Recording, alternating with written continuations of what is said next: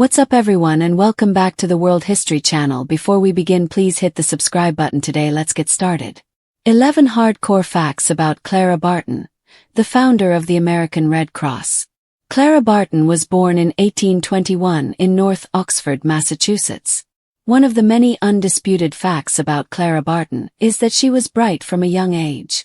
She was able to read at the age of 3, and her older sisters, who worked as school teachers, taught her mathematics and many other subjects. Barton became the kind of hardcore woman who paved the way for women in subsequent generations because of this and her father's teaching of empathy for others. Many a Clara Barton biography shares stories about her willingness to be on the battlefield, her work for the suffrage movement, and most importantly, her dedication to the Red Cross. These hardcore facts about Clara Barton also include things she accomplished in her life after the war and her need to share her life story. Hold on to your hat, even if you aren't wearing one, and get ready to read about a tough woman who heard the word no and ignored it. They referred to her as the angel of the battlefield during the Civil War. Clara Barton refused to stay away from the battlefields during the U.S. Civil War. Volunteers from the Soldiers' Aid Societies and a lot of the other nurses and doctors stayed in dedicated hospitals and infirmaries, mostly out of harm's way. Not Barton. They couldn't make her get out of the fields. Many of the stories told about her bravery involve her tending to wounded soldiers while bullets whizzed over her head. At Antietam, one such tale took place. She was so focused on the soldier that she was helping that she didn't notice that a bullet had pierced the puffy sleeve of her blouse, thankfully missing her arm, and hit and killed the soldier. Her extraordinary acts of medical heroism during the war earned her the moniker, the Angel of the Battlefield. She established New Jersey's first free school. Clara Barton began working as a schoolteacher in her hometown of Oxford, Massachusetts, at the ripe young age of 18. At the time, teaching was one of the few acceptable career choices for women, and she enjoyed the job but refused to harshly discipline her students, even though corporal punishment was popular in most schools. Later on, she moved to New Jersey and worked at a subscription school. Public schooling wasn't supported by taxpayers or mandated by the government prior to the mid-1800s. So the only children who could go to school in some states were those whose parents could afford to pay the fees and could go without the manual labor provided by their children. While teaching in Bordentown, New Jersey, Barton noticed quite a few children standing outside on the street corners. Their parents couldn't afford the fee for school, so they couldn't attend. In response to this, Barton told the city that she would start a free school for them as long as the local government provided her with a building. They did, and as a result, her school became the state's first free school. However, her success was short-lived. Because of her school's success, the Bordentown administration constructed a new building for it and hired a man, not Barton, to run it. She began nursing others when she was 11 years old. Tragically, it happened in 1832. Clara Barton's older brother, David, was severely injured when he fell from the rafters of a barn on the family property. He was close to death, so he spent the next 2 years recovering. Barton, who was just 11 years old when the accident happened, felt an overwhelming need to take care of him. She stayed by his bedside and carefully dealt with his medical needs, which included regularly applying clean bandages and applying leeches. Before antibiotics, the medical community believed that bloodletting could cure many ailments. A doctor checked in on him regularly, bringing new medications and experimental treatments, all of which Barton was present for. David eventually made a full recovery despite the strain on her. She was the first female patent office clerk. Clara Barton moved to Washington, D.C. after working as a teacher, where she became the first woman to work as a clerk at the U.S. Patent Office. She also earned the same amount of money as her male co-workers. An amazing feat. She faced some harassment and other issues from her male co-workers but persevered. However, Barton's work in D.C. did not last long. James Buchanan, the new president, was elected, and many people who supported Franklin Pierce, the incumbent, were fired by him. When Abraham Lincoln became president several years later, Barton returned to the patent office, but not as a clerk. She found a new cause later when the Civil War broke out, caring for wounded soldiers. The American Red Cross was founded by her. After the Civil War ended, Clara Barton spent some time in Europe. She found herself in Geneva, Switzerland in 1869, where she learned about the International Red Cross, a non-profit organization founded in 11 nations to aid wartime wounded. She returned to the United States and presented the concept to then-President Rutherford B. After assisting the International Red Cross during the Franco-Prussian War in the 1870s. He and his successor, James Garfield, failed to sign the official treaty to create a United States-based version of the Red Cross. Chester A. The third president was needed, Arthur, to sign the treaty in 1882, which was 18 years after the United States Red Cross received its official congressional charter. Finally, after 30 years, Clara Barton's Red Cross was able to spring into action. She befriended a married soldier.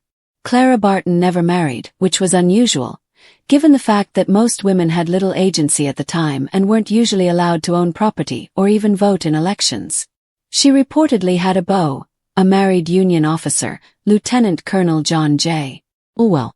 Additionally, the two physically ended their relationship, according to letters uncovered by a researcher, which is unusual considering the propriety that women were expected to uphold at the time.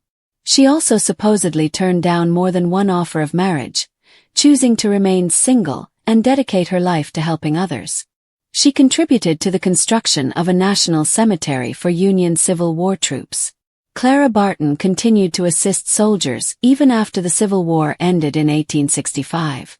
She worked with Dorrance Atwater, a former POW during the war, to petition Secretary of War Edwin M.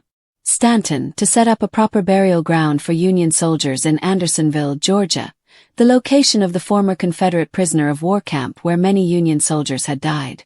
Stanton agreed, and Barton got to work, along with Atwater, a U.S. Army quartermaster, and a number of other volunteers.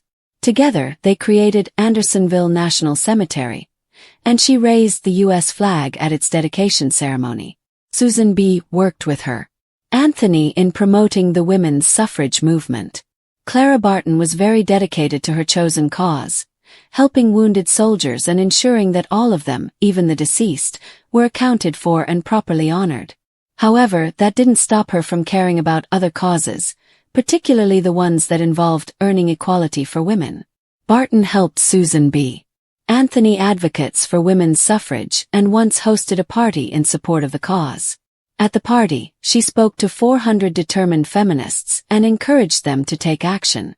She even preached to the soldiers she cared for about the importance of women's rights.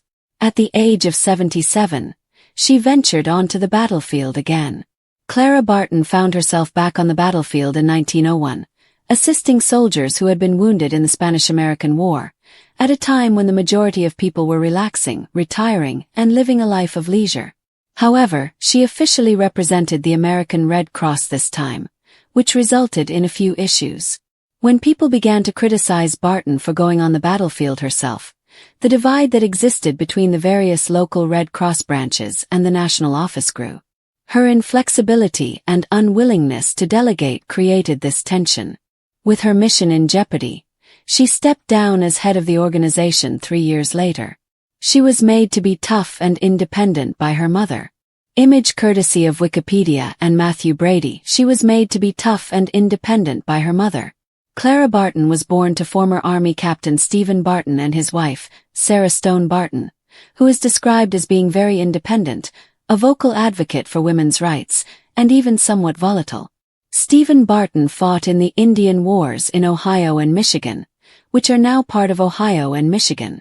Clara was the youngest of 5 children. The second youngest sibling was a full 10 years older than Clara. She described herself as feeling like the only child in the family, with 6 parents, her 2 actual parents and 4 siblings, watching over her. She was said to be too sensitive and afraid of everything, so her mother followed a phrenologist's advice and had her teach at a school so she could become more independent. Clara became the person she would become as a result of this. She refused to retire and helped others practically until the day she died. Photo. Wikimedia Commons public domain. She didn't retire and helped a lot of people up until the day she died. During a time when the average life expectancy was much lower, Clara Barton lived to be 90 years old. In 1912, she died of tuberculosis. Nevertheless, she never stopped taking care of other people and spent her later years helping out in any way she could. She stepped down from her American Red Cross in 1904, and wrote and published her autobiography in 1907 at the age of 85. Her life was told chronologically in the book, The Story of My Childhood. Clara Barton, born in 1821 in North Oxford, Massachusetts, was far more than just the founder of the American Red Cross. She was a living testament to grit, perseverance, and unshakable compassion. She demonstrated remarkable intelligence and resilience from a young age. She was able to read by the time she was 3, a skill that most children twice her age lacked. Her education was enriched by her older sisters, who were also teachers. Her war veteran father instilled in her a sense of civic duty and empathy that would become the foundation of her work throughout her life.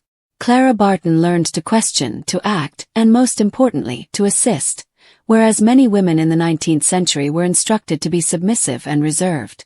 This woman saw the word no as a challenge rather than a conclusion when she heard it.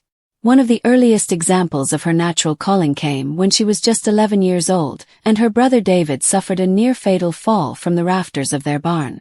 For 2 years, Clara dedicated herself to his care, mastering the basics of nursing with no formal training, tending wounds, applying leeches, managing medications, and working alongside doctors. She laid the groundwork for her future as a battlefield nurse decades before her time, and she did more than just bring him back to health. Clara became a teacher when she was a young adult, one of the few professions for women that was socially acceptable at the time. She started teaching when she was just 18 years old. She is known for her progressive approach, which doesn't use corporal punishment. However, she was a game changer in education as well as a rule follower.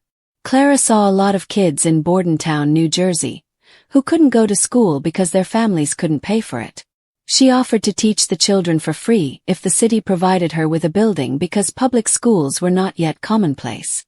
The outcome: she opened the first free public school in New Jersey. But in a cruel twist typical of the times, when the school's success drew attention, the town decided it needed a man at the helm. Clara was demoted in favor of a male principal. The majority would have given up. Clara wasn't. She pivoted, moving to Washington, D.C., where she became the first woman to work as a clerk at the U.S. Patent Office. Not only the first, but also one of the few women working for the federal government who were paid the same as their male counterparts.